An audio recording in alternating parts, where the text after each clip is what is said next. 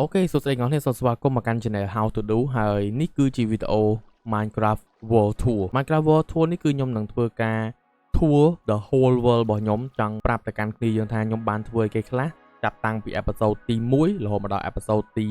31មកនេះអញ្ចឹងវីដេអូនេះគឺជាប្រភេទវីដេអូ uncut មានន័យថាវីដេអូនេះគឺកាត់តែកន្លែងខ្ញុំនិយាយខុសឬក៏កន្លែងដែលខ្ញុំដកខ្យល់យូរទេសម្រាប់ការដើរនៅជុំវិញ world នេះគឺខ្ញុំអត់កាត់ទេគឺ uncut តែម្ដងអញ្ចឹងទាំងអស់គ្នាអាចធ្វើការ enjoy មើលពីទស្សនវិជ្ជានៅក្នុង world របស់ខ្ញុំដោយសេរីតែម្ដងដោយទាំងអស់គ្នាអត់ចាំបាច់មានអារម្មណ៍ថាធួតែមួយកន្លែងដាច់ពីគ្នាណាអញ្ចឹងវីដេអូនេះគឺ good សម្រាប់អ្នកដែលគាត់ចំណាយពេលយូរជាមួយនឹង YouTube អូខេអញ្ចឹងបើក្បាលដំបូងមកគឺខ្ញុំកំពុងតែនៅក្នុងផ្ទះរបស់ខ្ញុំហើយផ្ទះនេះ detail south គឺយើងធ្វើតាំងពី episode ទី1មកម៉េះទាំងអស់គ្នាដឹងហើយពី episode មកទៅធ្វើផ្ទះនឹងរួចនៅខាងលើផ្ទះគឺអត់មានអីច្រើនទេគឺមានជាថូផ្កាបែប collection ណាដែលឥឡូវនេះគឺខ្ញុំទៅតែមានប្រមាណថូផ្កាហ្នឹងទេហើយយើងនៅសល់ប្រមាណថូផ្កាទេដែលខ្ញុំអត់តន់រកឃើញអ្នកនរឃើញអត់ឬវាលភ្លឹងនៅឡើយនេះហើយចុះមកក្រោមគឺខ្ញុំមានកូនក្រែមួយសម្រាប់គេងនិយាយរួមទៅគ្មានបន្ទប់ទេដោយសារនេះគឺជាផ្ទះរបស់ខ្ញុំអីមិនមែនជាផ្ទះដែលមានមនុស្សរស់នៅច្រើនទេអញ្ចឹងផ្ទះខ្ញុំក្រែខ្ញុំនៅណាក៏បានដែរនៅខាងនេះគឺអត់មានអីទេមានតែជារូប painting ក៏ដូចជា pattern banner collection អាហ្នឹងខ្ញុំមិនទាន់ធ្វើទេខ្ញុំទៅដាក់វា random ឡើយទាំងអស់នេះឃើញហើយនេះគឺជា armor និង tool នៅក្នុង episode 1ដែលខ្ញុំបានធ្វើដំណើរចេញពីផ្ទះរបស់ខ្ញុំឆ្ពោះទៅកាន់20000 block នៃ world របស់ខ្ញុំហើយពេលហ្នឹងគឺខ្ញុំអត់មានប្រើ armor ល្អទេខ្ញុំប្រើ armor ដែកហ្នឹងហើយជាមួយនឹង tool ទាំងអស់ហ្នឹងនៅគេខាងនេះគឺគ្មានអីទេក្រៅពីរូបភាពជាមួយនឹងរូបភាពដដែលប៉ុន្តែនៅគេនេះគឺមាន map trail chamber ដំបូងរបស់ខ្ញុំនៅក្នុង version 1.21 ហើយសម្រាប់នៅគៀនខាងនេះវិញគឺជា armor trim ទាំងអស់ដែលខ្ញុំបាន trim វានៅលើ diamond armor របស់ខ្ញុំមានគ្រប់ទាំងអស់យទៅប៉ុន្តែគាត់ថាយើងដាក់ផ្សេងគ្នាអញ្ចឹងណាមានពណ៌ខ្លះពណ៌ក្រហមមានពណ៌ខ្លះពណ៌លឿងអញ្ចឹងទៅអញ្ចឹងសម្រាប់ជាន់ខាងលើគឺអស់ហើយឥឡូវយើងចុះទៅជាន់ខាងក្រោមនៅខាងក្រោមនេះគឺជា storage part របស់ខ្ញុំដែលខ្ញុំមាន storage ច្រើនខ្លាំងមែនតើមាន chest មួយចំនួនគឺខ្ញុំអត់ទាន់ប្រើទេគឺជា item ដែលខ្ញុំបានតម្កល់ទុកណាដែលមានដូចជា new weapon អានេះ the Mesa the first អ្នកដែលគាត់មើល episode ទី31គឺគាត់បានដឹងហើយគឺយើងប្រើវាសម្រាប់វាយ Mayweather អីចឹងណាហើយគោលដៅរបស់ខ្ញុំក៏ខ្ញុំចង់យកវាទៅវាយ May and the Dragon តែតើដឹងថាវាជោគជ័យអត់ទេហើយសម្រាប់ពីរនេះវិញគឺជា bow ដែលខ្ញុំបានប្រើប្រាស់មូលហេតុដែលខ្ញុំតាំង bow ដោយសារតែ bow ខ្ញុំភាគច្រើនគឺអត់មាន mending ទេដោយសារតែខ្ញុំប្រើ infinity អញ្ចឹងដូច bow នេះអញ្ចឹងចិត្តចូល reward អីប្រហែលជា episode ទី32អីហ្នឹងអាចនឹងចូល reward អីមកគៀងខាងនេះគឺមាន anvil ជាមួយនឹង enchanted table នៅខាងនេះមាន ender chest ក៏ដូចជាចម្រៀង collection មកខាងនេះគឺជា armor trim ទាំងអស់ដែលខ្ញុំបានរកនៅក្នុង episode 1 armor trim ទាំងអស់តែម្ដងណាហើយបើនៅគៀននេះវិញគឺមាន item ថ្មីដូចជា ominous trail key ក៏ដូចជា wall trail key ក៏ដូចជា rare accelero អានេះគឺ accelero ពណ៌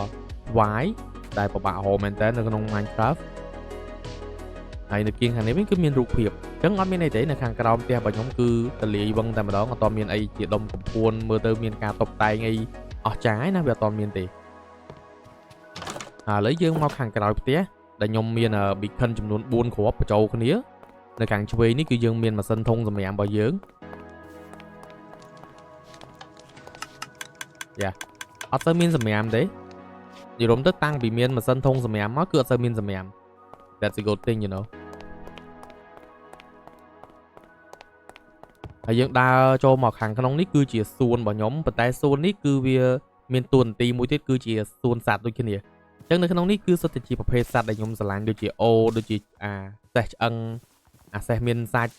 ក៏ដូចជាអ្នកកងវាលសត្វរបស់យើងមកឈ្មោះរ៉ូយ៉ានៅក្នុងនេះមានដូចជា panda ហើយមាន accelero នៅក្នុងនេះគឺមាន accelero ពណ៌ស្វាយlet's see here ពួកវាឥឡូវនៅជុំជើងនេះនៅហ្នឹងខ្ញុំមិនដឹងថាវាកើតអីទេនេះពណ៌ស្វាយលឿងហើយក្រហមហើយខ្ញុំមានកញ្ជ្រោងនេះពណ៌រ៉ែលចុះមិនបានវាពណ៌រ៉ែលហើយខ្ញុំមានឆ្មា sniffer ខ្ញុំមាន sniffer ខ្ញុំមាន mushroom armadillo here ឃ្មុំឡាម៉ា ហើយដូចជាអត់មានអីទៀតទេប៉ុណ្ណឹងខ្ញុំមានអារម្មណ៍ថាមានតែសត្វប្រមាណហ្នឹងទេដែលខ្ញុំចាប់វាយកមកចិញ្ចឹមទុកអូ Armadillo Scoot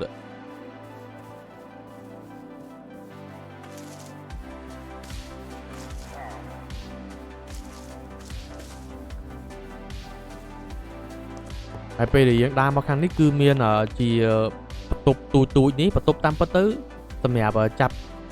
mob Halloween តែសារតែកាលពីអេពីសូតដំបូងមកខ្ញុំបានចាប់mob Halloween នេះបាន2ហើយគោលដៅរបស់ខ្ញុំចង់ចាប់ skeleton ណាហើយ skeleton វាអាចមានច្រើនប្រភេទវាមាន skeleton ធម្មតាវាអាចមាន bob skeleton អញ្ចឹងណាយើងអាចនឹងចាប់យកវាទុកដើម្បីតាំង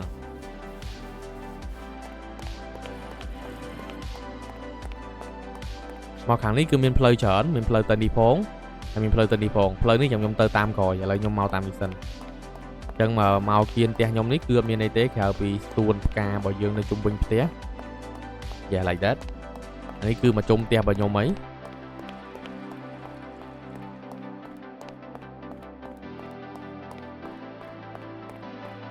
គឺមកជុំផ្ទះអញ្ចឹងឥឡូវយើងចូលផ្លូវនេះសិនហើយចាំយើងបកទៅខាងនោះអញ្ចឹងផ្លូវនេះគឺចូលមកទាំងអស់នេះអាចឃើញបឹងខាងស្ដាំដៃបឹងរបស់ផ្ទះយើងហើយបឹងនេះគឺមាន dolphin ណា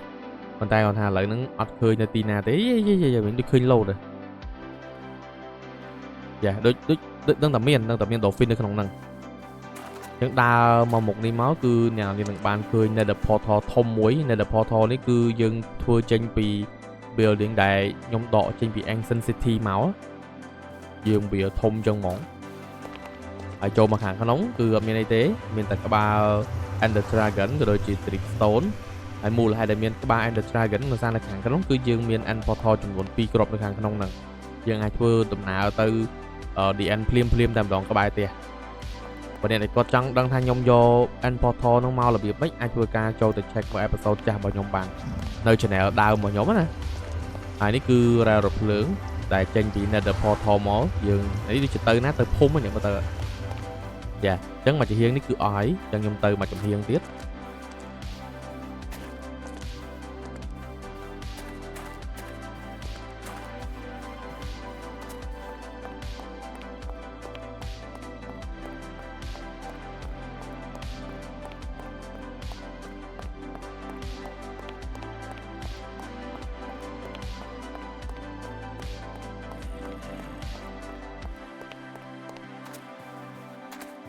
អញ្ចឹងពេលដែលយើងមកចំហៀងទៀតគឺយើងមានស្ពានដែលឆ្លងកាត់បឹងហើយបឹងនេះគឺមាន Axolotl ក៏ដូចជា Trade Dolphin ស៊ី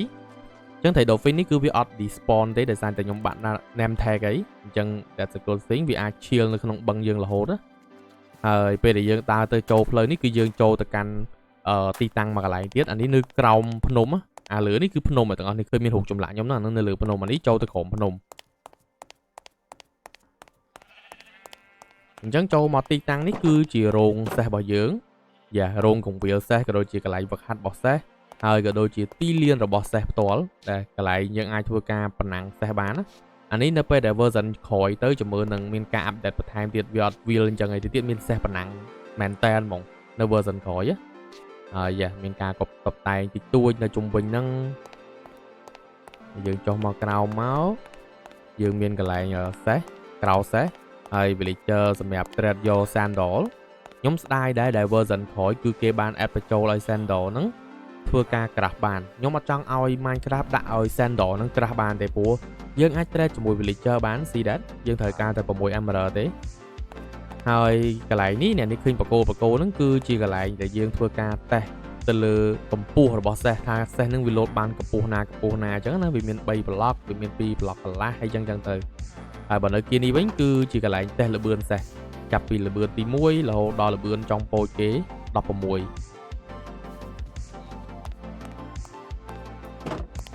ហើយយើងចូលមកកាន់ក្នុងក្រៅសេះវិញគឺយើងមានសេះច្រើនប្រភេទនៅក្នុងនេះមានសេះចំនួន3ក្បាលនៅក្នុងនេះមានសេះចំនួន3ក្បាលសុទ្ធតែមានឈ្មោះផ្សេងគ្នាហើយសុទ្ធតែមាន information ផ្សេងគ្នាល្បឿនផ្សេងគ្នាទាំងអស់ឃើញអត់គោលដៅរបស់ខ្ញុំអត់ចង់ឲ្យវានៅក្នុងក្រៅសេះហ្នឹងទេបើសិនជាអនាគតទៅខ្ញុំអាចធ្វើកន្លែងវាលហោឋានមួយសម្រាប់ឲ្យសេះវាដើរត្រាច់ចខ្លួនឯងហ្មងលុយខ្ញុំអត់ចង់ដាក់ធុងវាអញ្ចឹងទេទៅដាក់ធុងអញ្ចឹងទៅវាអត់ខ្វក់មើល ហើយដល់ពេលយើងឡើងមកខាងលើនេះគឺជាកន្លែងដែលយើងទុកសេះលបឿនលឿនឬក៏សេះល្អណាដែលសេះនៅkiaនេះសុទ្ធតែជាលបឿន11 block per second ទាំងអស់សេះនេះ11 block per second តែពេលអា2នេះគឺលបឿនវា 12.5 ឬក៏12 block per second និង 12.71 block per second នេះសុទ្ធតែកំពុងតែពួកកម្ពូលរត់អី11 block per second នេះ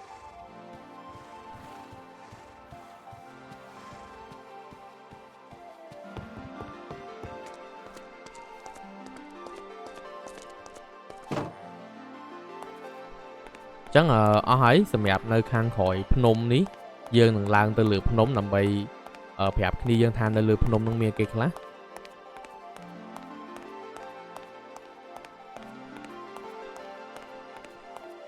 អញ្ចឹងពេលដែលយើងឡើងមកដល់ចង្កេះភ្នំនេះគឺយើងបានឃើញ Amethyst Farm អញ្ចឹង Amethyst Farm នេះគឺយើងអាចធ្វើការ farm បានគ្រប់ពេលទៅពេលយើងកាប់ទៅគឺយើងអាចឲ្យវាដុះមកវិញទៀតបានណាល្អមែនតើ that's a good thing អានេះយើងអាចយកវាមកធ្វើជា thin glass សម្រាប់ project ក្រោយទៀតណាហើយដល់ពេលយើងឡើងទៅដល់មកជាន់ទៀតគឺមិនសូវមានអីទេដែលនៅលើភ្នំនេះខ្ញុំអត់មានការអភិវឌ្ឍអីច្រើនប៉ុន្តែយើងមានម៉ាស៊ីនមួយអានេះគឺជាម៉ាស៊ីនកាត់ហុំគៀមអូតូហើយខ្ញុំដូចជាអត់មានពណ៌ច្រើនទេខ្ញុំមានដូចជាពណ៌លឿងពណ៌អានេះដឹងជាពណ៌អីទេគេហៅ magenta ពណ៌ខ្មៅមិនដឹងគេហៅពណ៌អីទេ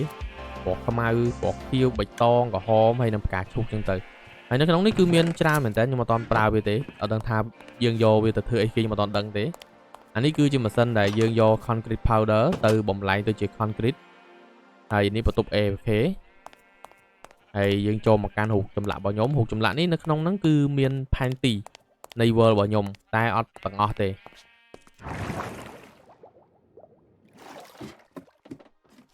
នេះវាអត់គ្រប់ដណ្ដប់ the whole world ទេគឺគ្រប់ដណ្ដប់បានប៉ុណ្ណឹងហើយកន្លែងខ្លះអត់ទាន់ update ទេហើយយើងអាចមើលឃើញពីកញ្ចក់ខាងក្នុងភ្នែកនៃរូបចម្លាក់របស់ខ្ញុំបានមើលទៅដល់ទីភូមិរបស់ខ្ញុំផ្ទះរបស់ខ្ញុំ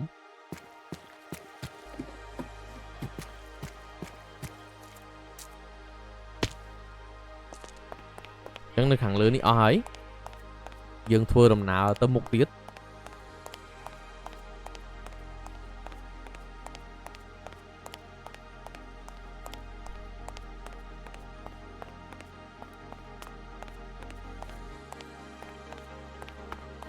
អញ្ចឹងនៅខាងក្រោមភ្នំមានប្រឡោះផ្លូវមួយទៀតដែលខ្ញុំគិតថាអ្នកដែលគាត់តាមដានគាត់ប្រកាសជាអត់ដែលចាប់អារម្មណ៍ទេថាប្រឡោះផ្លូវហ្នឹងគឺជាអីគេអញ្ចឹងបើសិនយើងចុះទៅក្រោមហ្នឹងគឺយើងមាន rune portal ហើយខ្ញុំពិតជាឆ្ងល់មែនតើពីដើមឡើយណា rune portal ហ្នឹងគឺវានៅក្រោមភ្នំហ្នឹងតែម្ដងដល់ពេលស្រាប់តែខ្ញុំចង់ជីកធ្វើផ្លូវរថភ្លើងស្រាប់តែឃើញមាន rune portal អញ្ចឹងខ្ញុំក៏បាន clear ជុំវិញនឹងឲ្យស្អាតដើម្បីយើងទុកធ្វើជាទីតាំងបុរាណណាយើងអត់ដែរជួបប្រទេសពីមុនមកលយមែនតើខ្ញុំនិយាយត្រង់នេះសូម្បីតែ item ក៏ខ្ញុំអត់តន់លូដែរទុកនឹងទាំងអស់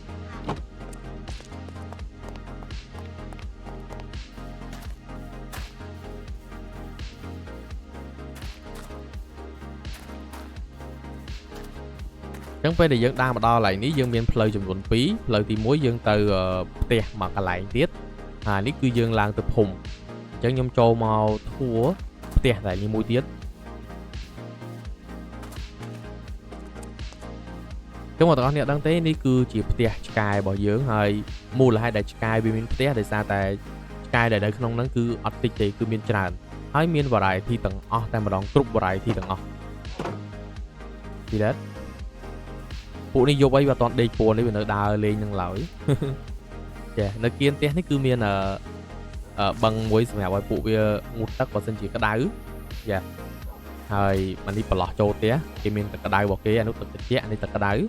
ចានេះ play ground របស់គេអីនៅខាងក្រោមហ្នឹងហើយយើងមានខាងលើមានកន្លែងផ្ទះមានអីទួចចា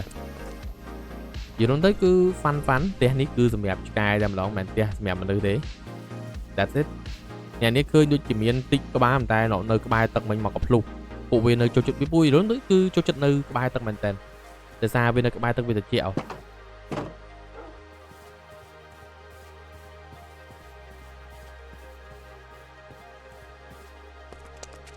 ឥឡូវមកដុំផ្ទះខ្ញុំអស់ហើយខ្ញុំគិតថាយើងនឹងធ្វើការឡើងទៅភូមិតែម្ដង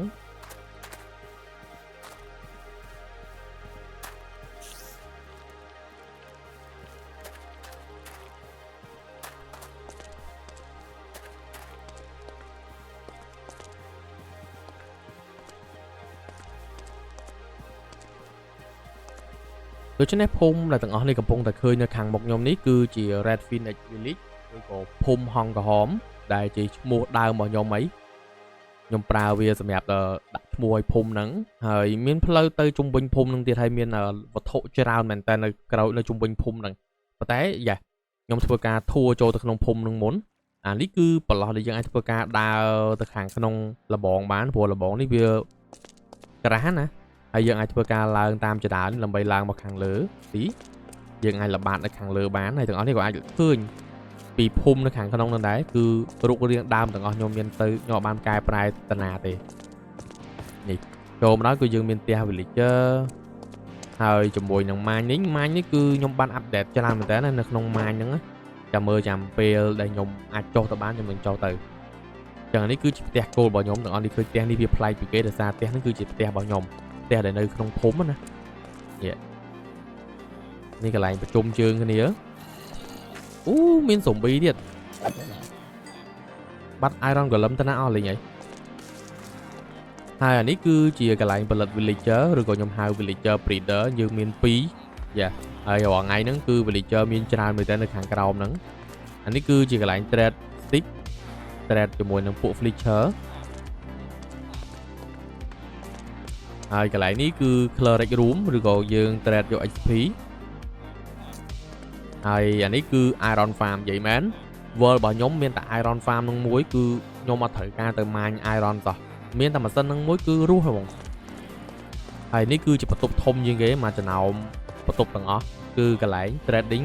សភៅអញ្ចឹងនេះគឺមានសភៅសឹងតែគ្រប់ទាំងអស់ហើយនេះទាំងជាន់លើដូចជាមានប្រឡោះខ្លះដោយសារយើងអត់ទាន់ដឹងទៅត្រូវការសភៅអីទៀតអញ្ចឹងណាហើយគៀននេះវិញដូចជាកន្លែង trade armor និង iron armor និង tool សម្រាប់ឲ្យ villager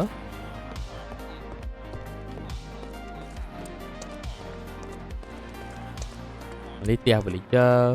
ហើយអានេះវិញគឺជាកន្លែង trade យក panty treasure chamber របស់ខ្ញុំvillager បាត់អស់ហើយដោយសារខ្ញុំប្រឡែងឲ្យពួកវាទៅកន្លែងសុវត្ថិភាពអីហើយនៅសល់តែប្រហែលអ្នកនេះទេដែលខ្ញុំធ្វើការតេស្ត check មើលថា version ក្រោយហ្នឹងគេ trade យក map village បានណានេះហ្នឹងឡយណាទីឡយអូសម្រាប់គេនេះវិញគឺជាប្រភពម្ហូបរបស់ខ្ញុំអាចយក emerald មកទិញ golden carrot ពីពួកនេះបាន2នាក់នេះហើយនៅគេនេះដូចជាមានម្ហូបស្រាប់ហើយយើងមាន cookie យើងមាន pumpkin pie កាលណាយើងអត់មានអីញ៉ាំយើងអាចយកអាហ្នឹងយកមកញ៉ាំលេងបានហើយសម្រាប់ផ្ទះធំនេះវិញគឺជាកន្លែងផលិតរថភ្លើងឬក៏ rail duplicator ខ្ញុំសរសើរដែលគេហៅថា developer របស់ game អត់ផាច់អាឡៃហ្នឹងទេគឺម៉ាស៊ីនហ្នឹងនៅតែដំណើរការធម្មតាទីដែរគឺវានៅតែ duplicate របស់ហ្នឹងបានធម្មតាលយបងអានេះគឺកូនបឹងយើងមានស្ពានមានអីចឹងទៅកូនបឹងនេះដូចគ្មានត្រីគ្មានអីទេនេះដូចជាអស់ហើយនៅក្នុងភូមិហ្នឹងអត់មានអីដែលត្រូវរ៉ាយរ៉ាប់ទៀតទេអស់ហើយ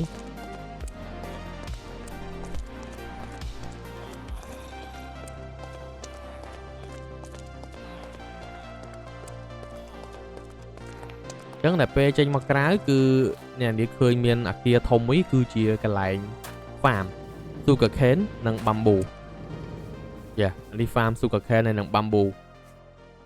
ខ្ញុំបិទបាត់ហើយម៉ាស៊ីនហ្នឹងដោយសារខ្ញុំមានច្រើនមែនតើនៅក្នុងនេះbamboo sugar cane នេះខ្ញុំមានច្រើនខ្លាំងមែនតើយកទៅណាមអស់ទេអញ្ចឹងខ្ញុំបិទម៉ាស៊ីនហ្នឹងចោលណាផ្លូវនេះទៅណាទៀតខ្ញុំនឹងប្រាប់គ្នាយើងពេលក្រោយសារ wall របស់យើងធំមែនតើអញ្ចឹងត្រូវដើរម្ដងតិចណាអញ្ចឹងខ្ញុំនឹងទៅឆ្វេងពាត់មកជុំហើយចាំយើងចុះទៅក្រោមទាំងអស់គ្នាមកខាងមុខនេះទាំងអស់គ្នាឃើញមានដើមឈើក៏ដូចជាឃ្មុំហើយមិនមែនមានតែ3ដើមទេគឺយើងមានច្រើនទីតាមផ្លូវហ្នឹងមកហើយកន្លែងនេះគឺយើងអាចប្រមូលផលបានយើងអាចប្រមូលផលបានដោយសារខ្ញុំបានដាក់ campfire នៅខាងក្រោមអញ្ចឹងយើងអាចធ្វើការប្រមូលផលបាន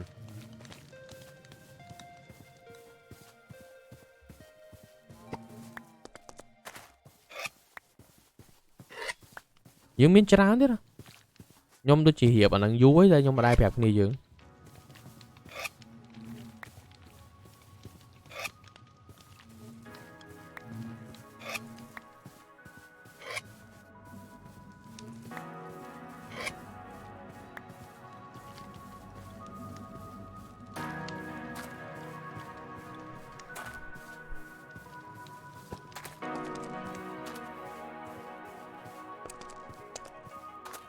យើងចុះមកក្រោមនេះគឺយើងមានអាគារចំនួន2 3និយាយទៅអាគារទី1គឺជាម៉ាស៊ីនធ្វើទឹកថ្នាំអានេះគឺធ្វើ3ម្ដងយើងអាចធ្វើបានទឹកថ្នាំ3ដបអានេះម្ដងប៉ុន្តែអាខាងនេះវិញមានន័យថាមិនមែនម្ដបទេ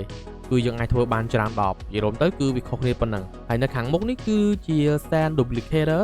ដែលហ្នឹងវាដំណើរការជាមួយនឹង end portal យ៉ាវាអត់មានអីទេដូចហើយអានេះដូចជាខាង loading យ៉ាខាង loading ប៉ុណ្ណឹង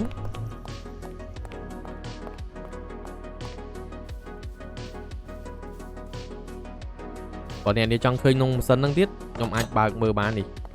មានប៊ូតុងស្អីខ្លះទេអានេះខ្ញុំអត់ដែរខ្ញុំខាន់ប្រើយូរខ្ញុំភ្លេចអស់ហើយយើងឡើងមកលើនេះយើងឃើញមាន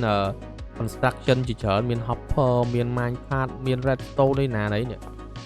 ហើយមកkiaនេះដូចជាមានhop មាន furnace chest yeah something like that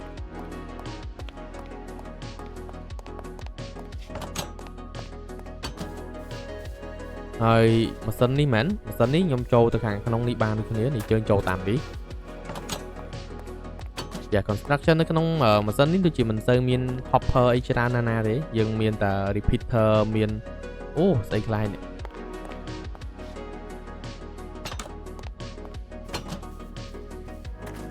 ចូលមកហើយនេះគឺកន្លែងខ្ញុំដាំវល្លិដាំលេងនេះវាមិនមែនជាម៉ាស៊ីនស្អីទេហើយយើងចូលមកឡើយនេះអ្នកនេះឃើញតាំងពីបាដំបងអីខ្ពស់ចុយអាហ្នឹងគឺជាស្ថានីយ៍រថភ្លើងរបស់យើងឆ្ពោះទៅកាន់ Woodland Mansion ចាស់នេះនៅនេះក្រុមនេះគឺយើងមានផ្លូវរ៉ែរថភ្លើងដែលវាធ្វើការឆ្ពោះទៅខាងមុខរហូតអាហ្នឹងខ្ញុំធួតកើតទេអ្វីអ្នកនេះដឹងគឺផ្លូវរថភ្លើងហ្នឹងវានាំទៅកាន់2ទីតាំងទី1 Stronghold ចាស់ទី2គឺ Woodland Mansion ចាស់គឺយើងមកដល់ highway អានេះគឺផ្លូវលបឿនលឿនផ្លូវតកកហើយឆ្ពោះទៅកាន់ទីតាំងដែលខ្ញុំបាននិយាយមិញដូចគ្នា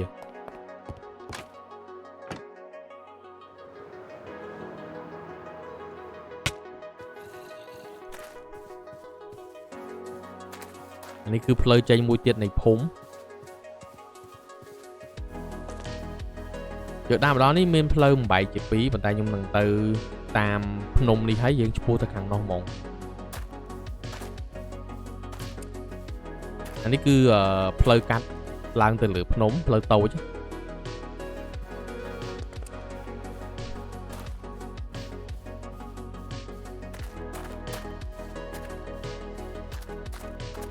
អានេះគឺផ្លូវចេញមួយទៀតនៃភូមិផ្លូវចេញច្រើនតាអានេះផ្លូវឡើងទៅលើភ្នំខាងលើនេះ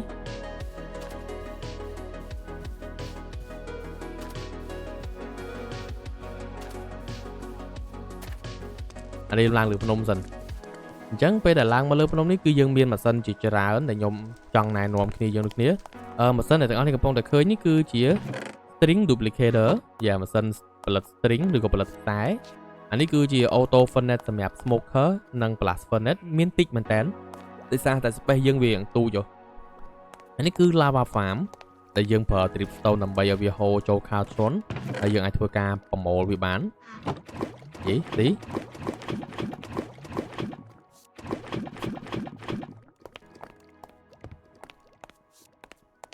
ហើយបើយើងឡើងមកកំពូលភ្នំនេះបន្តិចអត់មានអីទេក្រៅពីទេសភាពយើងអាចឃើញ Woodland Mansion ក៏ដូចជាម៉ាស៊ីន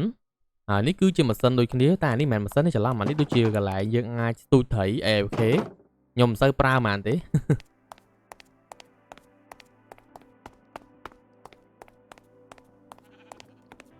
ហើយយើងចុះមកក្រោមដើរមកមុខតិចមកគឺយើងបានឃើញម៉ាស៊ីននេះមួយទៀតអានេះគឺជា Cobblestone Farm ឬក៏ Cobblestone Generator ម៉ាស៊ីនដែលផលិត Cobblestone ជូនយើងគ្រាន់តែកាច់កុងតាក់នេះមកវានឹងធ្វើការ duplicate TNT ហើយ TNT នេះវានឹងធ្លាក់ចូលមកខាងក្រោមបំបែក Cobblestone ហ្នឹងទី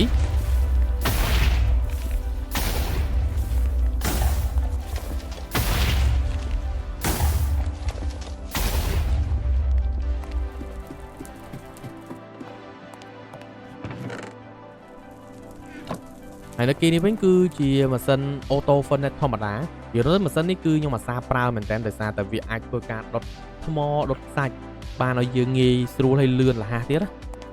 អានេះខ្ញុំបិទវិញសិន មូលហេតុដែលខ្ញុំដាក់ Enderpearl ដោយសារខ្ញុំចង់ឲ្យឆាំងដែលនៅកន្លែង Auto Furnace ហ្នឹងវា load វាអាចធ្វើការដុតសាច់ដុតថ្មបានគ្រប់ពេលវេលាប្រចាំតើយើងនៅកន្លែងហ្នឹងឯងខ្ញុំឡើងទៅលើទៅដាក់ lava ចូលទៅ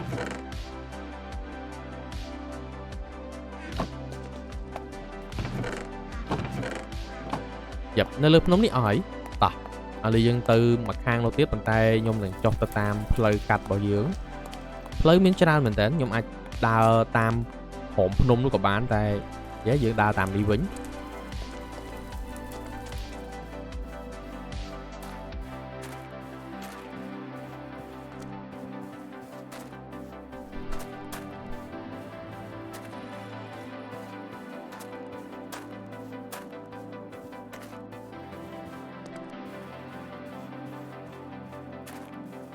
ចឹងឡើងមកដល់លើនេះគឺយើងឃើញមានអាគារមួយផ្សេងមួយទៀតអានេះអាគារដែលមាន portal នេះគឺជាម៉ាស៊ីន teleportation ដែលទាំងអស់គ្នាអាសាមើលខ្ញុំគឺទាំងអស់គ្នាដឹងហើយថារាល់ពេលដែលខ្ញុំទៅដំណើរឆ្ងាយគឺខ្ញុំតែងតែប្រើម៉ាស៊ីន teleport ហ្នឹងដើម្បីពេលដែលយើងចង់ត្រឡប់មកផ្ទះវិញគឺវាមានភាពងាយស្រួលណា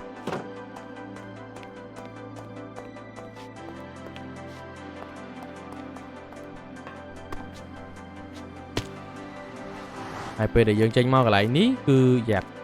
ជា Woodland Mansion ដែលខ្ញុំបានតាំងសង់ដោយដៃខ្លួនឯងចំណាយពេល6ម៉ោងជាងតម្រាំទៅហើយប៉ុន្តែអត់មាន interior ទេអ្វីដែលខ្ញុំចង់ប្រាប់គ្នាយើងគឺអត់មាន interior ទេច្រឡំបើក free cam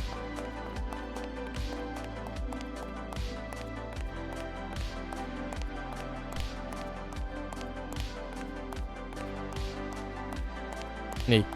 ពេលដែលដើរចូលមកគឺទាំងអស់នេះឃើញអី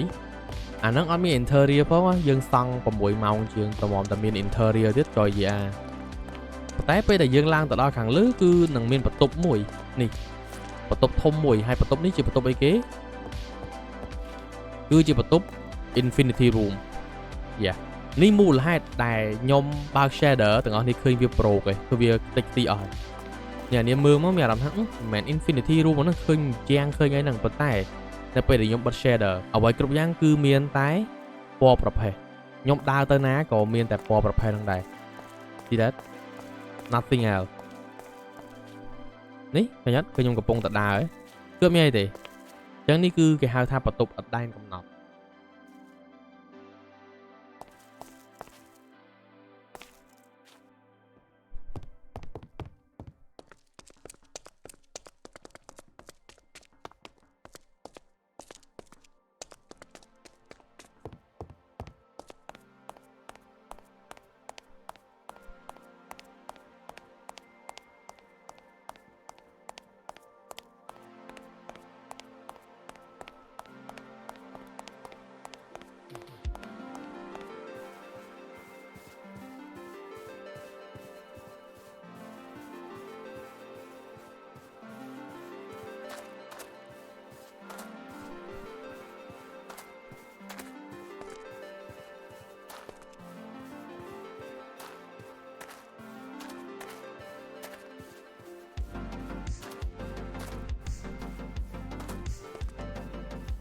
ចឹងពេលដែលយើងដើរមកដល់កន្លែងនេះទាំងអស់គ្នាបានឃើញថាមានផ្ទះជាច្រើនផ្ទះនេះអត់ធ្វើឲ្យណាគេទេគឺផ្ទះដែលខ្ញុំធ្វើតំណាងឲ្យចកាណាដូចផ្ទះបោះអុកចឹងខ្ញុំដាំស្រូវ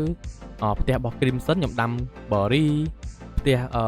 សវណ្ណណាខ្ញុំដាំ Pumpkin ផ្ទះ Bird ខ្ញុំដាំ Potato ហើយផ្ទះ Jungle ខ្ញុំដាំ Cacao Bean ផ្ទះ Blue ផ្ទះ Berry នេះដូចជាខ្ញុំដាំ Carrot ហើយជាមួយនឹងផ្ទះ Warp Forest ខ្ញុំដាំ Melonហើយចុងក្រោយគេគឺដើមដូចជាផ្ទះ mangrove ខ្ញុំដាំ beetroot តែប៉ុណ្ណឹងអត់មានអីជាសំខាន់អីទេនេះគឺធ្វើ decorate និយាយទៅធ្វើ decorate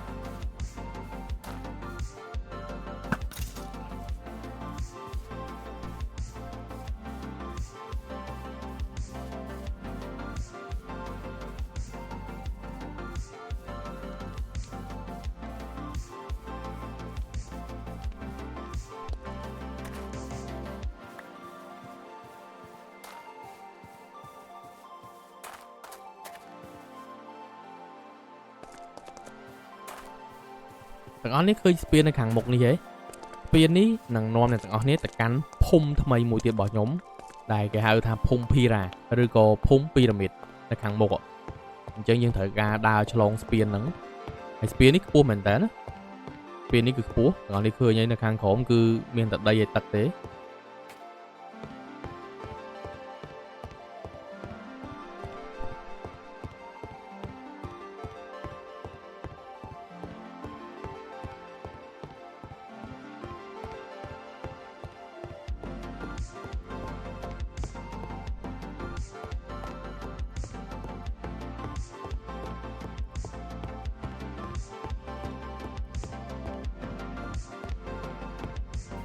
អញ្ចឹងភូមិនេះគឺមូលហេតុដែលខ្ញុំអភិវឌ្ឍវាដោយសារវា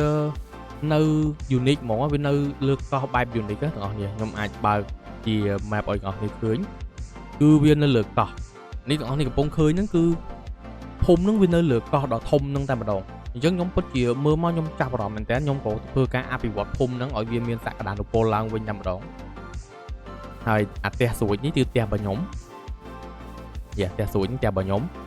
អានេះគឺម៉ាស៊ីន villager breeder ហើយផ្លូវខាងក្រោមនេះគឺយើងដើរចូលទៅកាន់ព្រៃហើយព្រៃនេះគឺធានាអត់មាន zombie ទេគឺមានតែសត្វទេជាពិសេសគឺសត្វកញ្ឆោងហើយខ្ញុំធ្វើឲ្យមានព្រៃដោយសារភូមិអត់ព្រៃមិនលយអានេះដូចរបៀប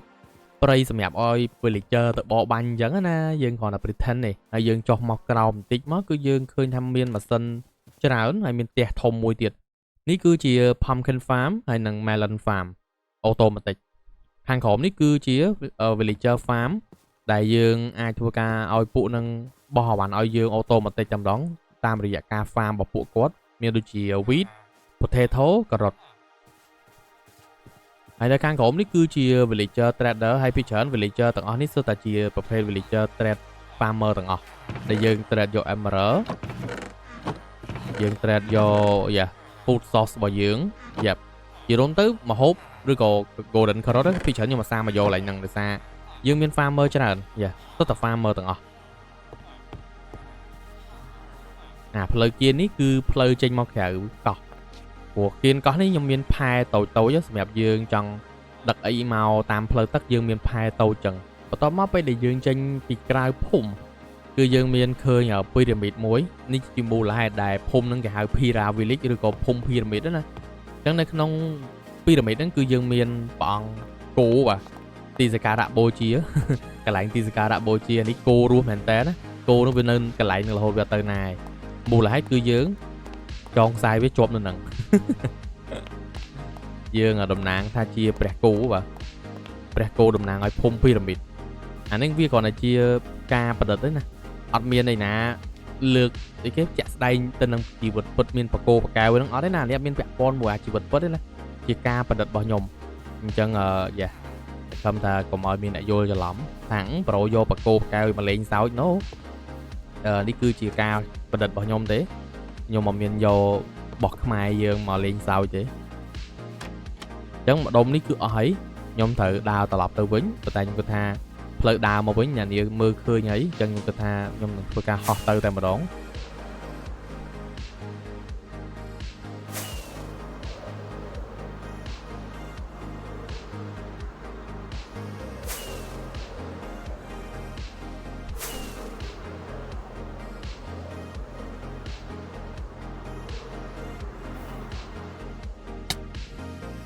តំបន់ដែលយើងអត់បានទៅគឺផ្លូវក្បែរ Sugar Cane Farm និង Bamboo ដែលខ្ញុំបាននិយាយហ្នឹងថាខ្ញុំអត់បានចុះទៅអញ្ចឹងឥឡូវខ្ញុំធ្វើការចុះទៅឲ្យទាំងអស់គ្នាឃើញថាតើផ្លូវហ្នឹងទៅណា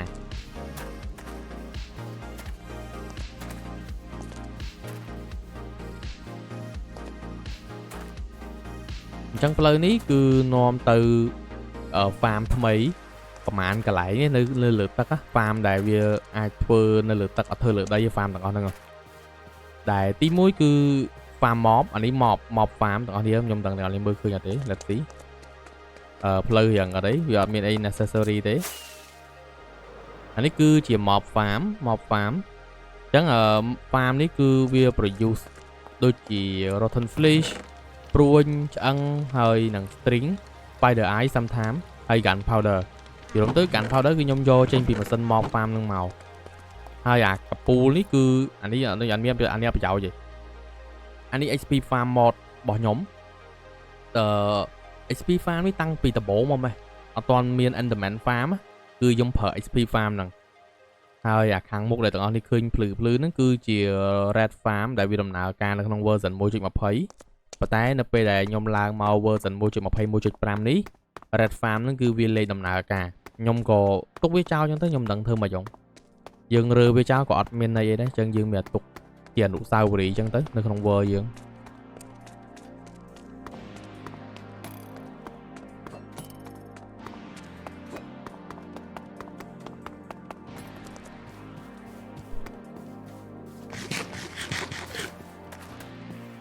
តោះឥឡូវយើងទៅមកផ្លូវទៀតនេះផ្លូវខាងនេះផ្លូវនេះពេលដែលយើងដើរតិចទៀតគឺយើងនឹងប្រសពជាមួយនឹងផ្លូវរថភ្លើង That's okay មិនមែនជាផ្លូវរថភ្លើងចំហ្មងទេអានេះគឺផ្លូវកាត់ផ្លូវកូនកាត់ផ្លូវរថភ្លើងលាយជាមួយនឹងផ្លូវដើរចឹងតាមផ្លូវនេះគឺសបោម៉បច្រើនណាដោយសារពន្លឺវាភ្លឺអត់បានគ្រប់ជ្រុងជ្រោយចឹងពេលដើរទៅគឺអាសាឃើញម៉បនេះរៀងភ្លឺទៅរៀងឃើញមកហ្វាមនឹងរៀងច្បាស់ជាងមុន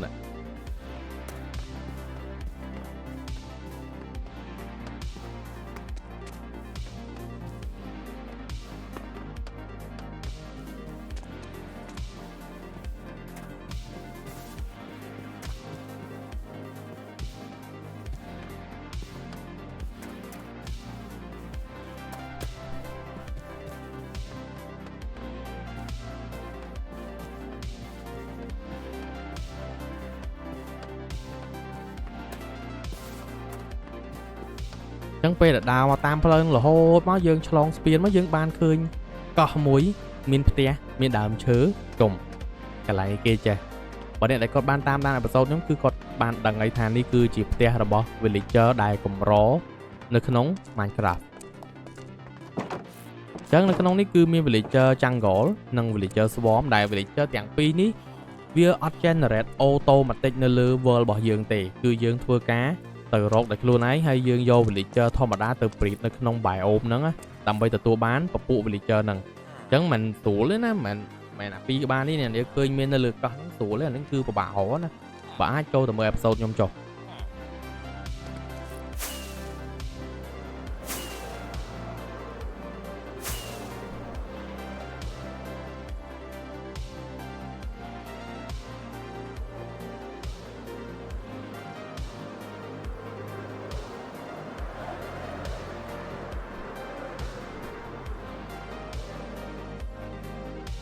អញ្ចឹងបងប្អូននេះគិតមិនដែរនេះគឺជាវីដេអូត្រួស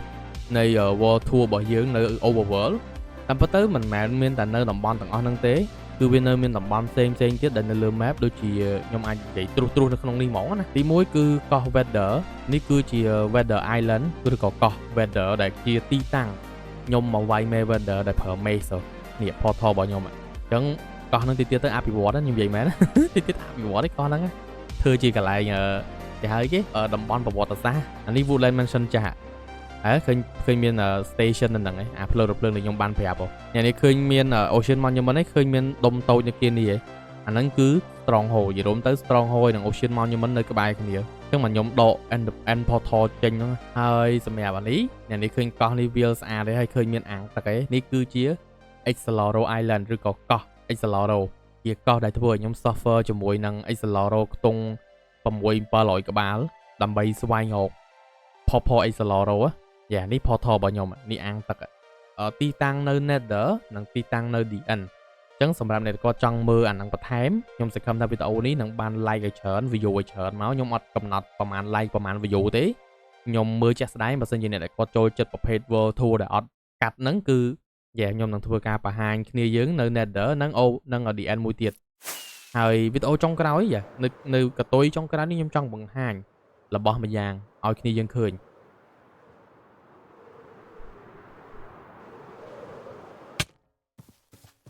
នេះដល់នេះដឹងថានឹងអីគេហ៎ដឹងថានឹងអីគេអត់ជាផ្ទះដំបងរបស់ខ្ញុំនៅក្នុង world ហ្នឹងខ្ញុំអត់កាប់ចោលទេគាត់ថានៅក្នុងហ្នឹងវាអត់មានអីទេប៉ុន្តែនេះគឺជាផ្ទះដំបងរបស់ខ្ញុំ